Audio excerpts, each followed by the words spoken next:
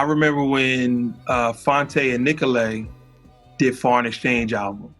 And I remember like getting the album, like being friends with Fonte and not even realizing that this dude is making an album with somebody in Sweden. And he's recording in North Carolina, sending the files, and he does more to the beat. He sends the file back. You add some more vocals, you send the files back. And I think, we're talking about this gotta be 10 plus years ago, right? When this happened. But when it happened, we were like, oh, I don't have to wait for that bass player to come over. Oh, I don't have to wait for her to come to the East Coast to sing that duet with me. It was like a wake-up call of like, it just changed. It literally, that album, Foreign Exchange, changed. It does not get enough credit. Not only was it a banging album, but literally everyone's mentality changed. The opportunity, the technology was there that I could easily send you a large file.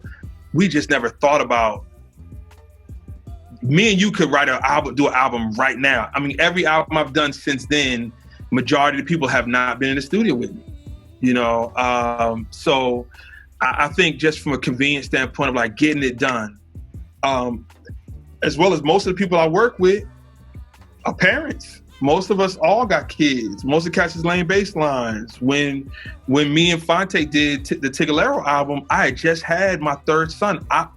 When he called me like, yo, let's do it this week, I was in the hospital like, but see, I just had a child. And he's like, oh, really? Oh, well, listen, if you find time this week. So when I said, I think I said kick a freestyle with my son on my lap, on my son on my chest, I was literally like, let's do it. Send me the file. I'll add to it. I'll send you the file. And I think it changed my mentality of like, just get it done when you can get it done. Having kids, I think in general also, man, my kids have been on my lap or been in the room almost through majority of the work that I've done over the last 7-8 years. I'll tell you that equipment wise, there's so much. It's so much. I recently switched to Ableton. I'm gonna get myself in trouble, start naming equipment. And I think I just switched to Ableton because I could start on a beat and just never stop. Now I'm sure, other stuff, and even like the Luna joint that just came out, which I just tried it. It was crazy.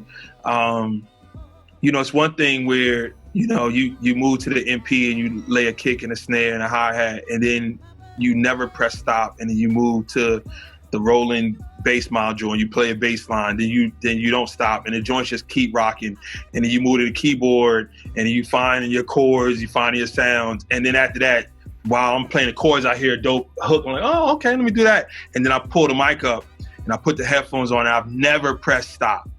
And it's just one cycle of running. If I'm a really name a piece of equipment that is cheating, that Serato sample is just unfair. That Serato sample is just, I know, and mind you, MPs could do it. There's a lot of stuff that could do it, but you'll find samples that before you're like, I could never use this because it's too busy in this spot or this and that, this and that. That thing can just take and dissect for you, or with your assistants can just do certain things to a sample, to a loop, to a kick, to a chord. The fact that you could take a note or a sample loop and then just MIDI it to your keyboard, and then you could play it in scales, and it's going to keep it in time. It's going to change the pitch, but it's just that piece is unfair, man. That piece is really, really, really, and I ain't really that much of a sampler, but when I sample, I'm going to that. I got machine. I'm not as fluent on.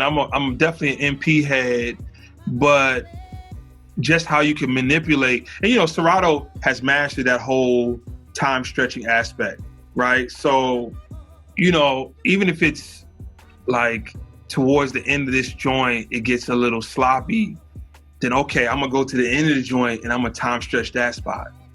Or keep it really funky with you. You could have, like, let's say somebody is hitting a note or something, and you can they showed me how to do it, and I can't explain it correctly, but let's say you can then take that MIDI and then you can play it as a chord.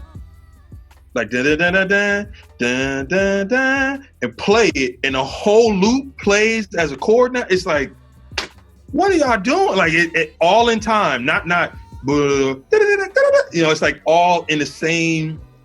So I mean, I'm not gonna tell on myself, but you definitely, if you listen to not even the newest album, but if you listen to a couple of records that I've done over the last year or so, you'll hear like the stuff we could do with Serato sample. It's like, it's just, it breaks the rules, man. It breaks the rules.